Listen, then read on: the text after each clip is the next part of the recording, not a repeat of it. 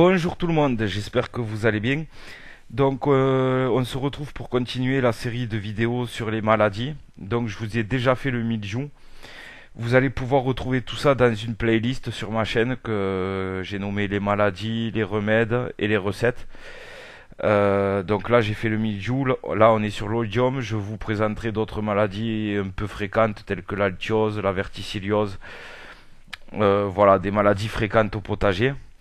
Et par la suite, de toute façon, je pense que ça va être en suivant l'oïdium. Là, je vais vous présenter déjà les recettes pour faire votre purée d'ortie, votre bouillie bordelaise, vos décoctions de prêle, les recettes de savon noir. Voilà. Parce que tous ces produits ont un coût dans le commerce que si on fait soi-même, c'est vraiment avantageux, quoi. Donc voilà, ben avant de commencer, comme d'habitude, sachez que si vous voulez n'importe quel guide de mes vidéos, là, les supports PDF, vous m'ajoutez sur Skype le Jardin Catalan et je vous les enverrai avec plaisir. Seconde chose, si vous aimez les vidéos, ben, n'hésitez pas à vous abonner et à mettre un petit pouce bleu en partant. Moi, ça me fait plaisir. Si vous avez des questions ou des retours sur les vidéos, dites-moi si vous aimez pas. Dites-moi tout ça dans les commentaires. Si vous avez des idées de vidéos, je suis preneur aussi, hein, puisque moi je vais développer plus ou moins alphabétiquement par la suite. Donc s'il y a quelque chose que vous voulez voir en priorité, ben, vous me dites, hein, que ce soit au potager, ou les arbres fruitiers, ou les arbres, les arbustes, un guide de taille, vous me dites, et moi je vous ferai une vidéo en priorité sur ça. En sachant que vous pouvez me demander n'importe quoi, puisque je me sers de la Bible du jardinage et de la taille. Donc je peux vous présenter des vidéos sur absolument tout. En ce qui concerne cette Bible, ben je pense que tous les 100 abonnés, on va dire, sur la chaîne, j'en tirerai un au sort et je vous la ferai gagner en version numérique. Donc il faudra m'ajouter sur Skype, le Jardin Catalan tout accroché. Ça, je vous le redirai à la fin, pour que je puisse vous l'envoyer, hein, puisque c'est assez volumineux. Pour les autres, ceux qui voudraient contribuer à la chaîne et recevoir en cadeau cette Bible, avec une contribution de votre choix, n'hésitez pas à m'ajouter sur Skype aussi pour en discuter. Donc voilà, on attaque avec l'oïdium. Donc déjà, on va comprendre la maladie. Bon, je vais pas tout vous lire, parce que je vais vous dire le principal, parce que voilà, ça c'est un peu... Donc déjà, il faut savoir que l'oïdium, il fait partie des maladies cryptogamiques, donc c'est un champignon. Et c'est un nom générique qui correspond en fait à un ensemble de maladies plus ou moins semblables, mais qui sont dues à des champignons parasites différents. Ils sont spécifiques plus ou moins à chaque espèce de plante en fait. Parmi ceux-ci, on peut citer l'oïdium de la tomate, celui du fraisier ou celui du pommier. Les trois, on les appelle l'oïdium, mais en fait, c'est trois champignons différents. Donc après, voilà, je vous ai mis comment l'oïdium procède pour se nourrir. Donc bon, ça, c'est pas très très important. Ensuite, il faut savoir que l'oïdium, il se disperse, il se répand par le vent et ou la pluie, ainsi que par les outils. Si vous taillez une plante attaquée par cette maladie et que vous allez tailler une autre scène, vous allez la propager. Pardon.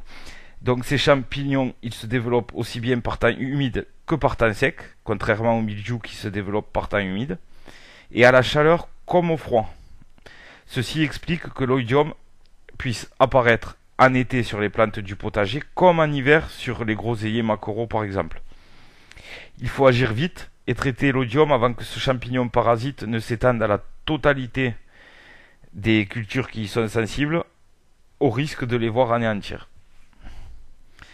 Donc pour l'identifier, ce champignon, l'oïdium, peut s'attaquer à de très nombreuses plantes, qu'elles soient du potager, du verger ou du jardin d'ornement, tels que les rosiers, les vignes, les plantes potagères, tomates, courgettes, les arbustes à petits fruits et fraisiers, les arbres fruitiers, les bégonias, les pieds d'alouette, les céréales, etc. C'est vraiment une maladie qui touche beaucoup de plantes.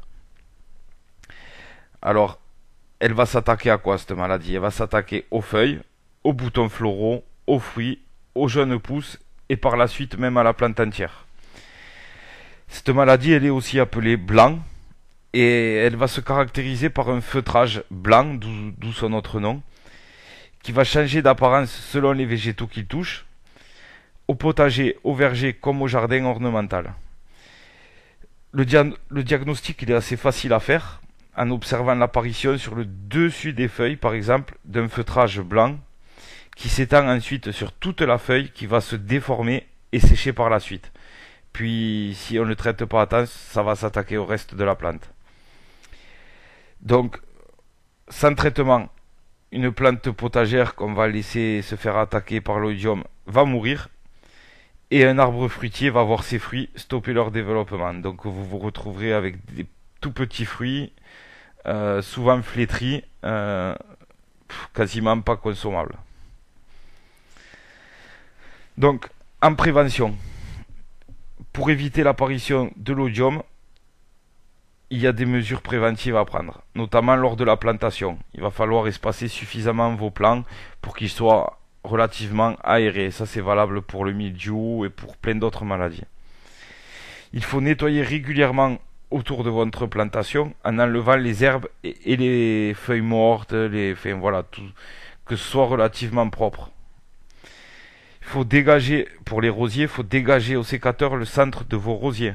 Toujours pareil, pour qu'il y ait une aération, que l'air circule bien, que ce soit pas trop dense. Dès l'apparition des premiers signes de la maladie, vous allez supprimer les parties de la plante, ou carrément les plantes entières atteintes, lorsque c'est possible, et vous allez les brûler pour stopper ou ralentir la progression de la maladie. Si vous ne les brûlez pas, vous allez les jeter ailleurs, mais ne les laissez pas à proximité de votre potager, parce que comme pour le mildiou, avec le vent, on l'a vu, ça peut se propager très rapidement. Il faut également éviter d'arroser les feuillages par forte chaleur. Pareil pour le mildiou. Arrosez plutôt vos plants en début de matinée. Ça, c'est conseillé tout le temps. C'est la même chose pour le mildiou. Enfin, oui, je vous ai rajouté, si vous avez l'habitude de voir cette maladie apparaître à votre potager ou quoi, c'est que votre jardin est propice à cette maladie. Donc vous allez traiter préventivement les espèces qui sont sensibles avant même que ça apparaisse, quoi, hein. Donc le traitement, on y vient. Donc il y a le soufre qui a des propriétés désinfectantes et fongicides. Il est autorisé faut savoir qu'il est autorisé dans le cahier des charges en agriculture biologique parce qu'il est peu nocif pour les humains, les animaux et les abeilles. Donc vous pouvez le retrouver sous forme de poudre à mouiller que vous allez diluer dans l'eau selon les proportions qui seront indiquées sur la boîte, hein. Je vous ai rajouté qu'il est inutile de dépasser les dosages, ça ne va pas augmenter l'efficacité du traitement et au contraire ça risque d'abîmer vos plants, hein. Pour les mêmes raisons, ne traitez pas par forte chaleur, sinon ça risquerait d'abîmer votre feuillage. Donc ce traitement, le soufre, donc, il est avant tout préventif. Toutefois, si la maladie se déclare, vous pouvez traiter curativement dès les premiers symptômes, à condition que la surface atteinte soit inférieure à 15% de la surface totale de votre plante.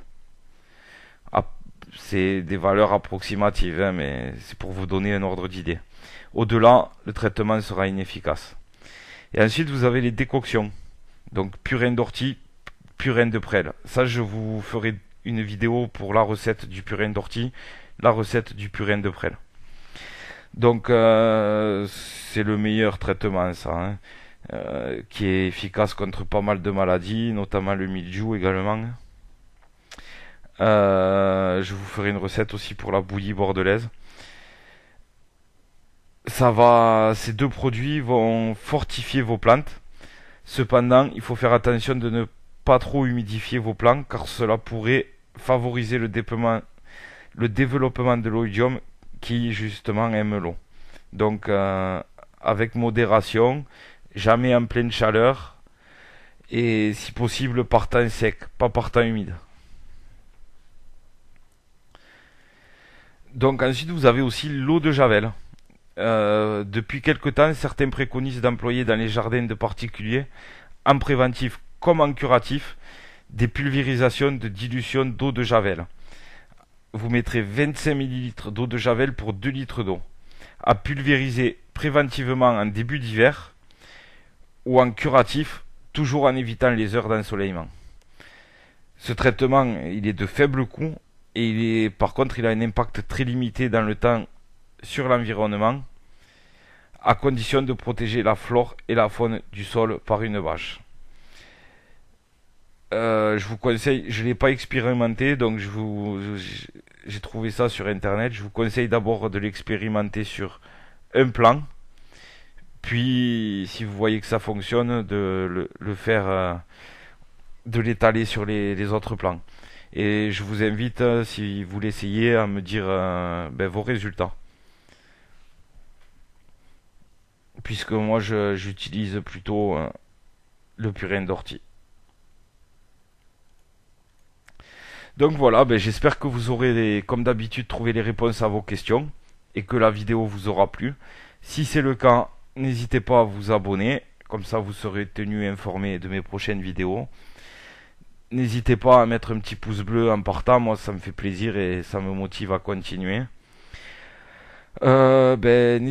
Pareil, dans les commentaires, si vous avez des retours à me faire, des idées de vidéos, des questions, n'hésitez pas, je vous répondrai ou ferai des vidéos si vous voulez voir quelque chose en particulier. Et pour finir, si vous voulez le support PDF de cette vidéo ou de n'importe quelle autre qu'il y a sur ma chaîne, vous m'ajoutez sur Skype le Jardin Catalan tout accroché. Vous me précisez que vous êtes un abonné de la chaîne quand même, que je sache. Et puis moi je vous enverrai les guides que vous voulez.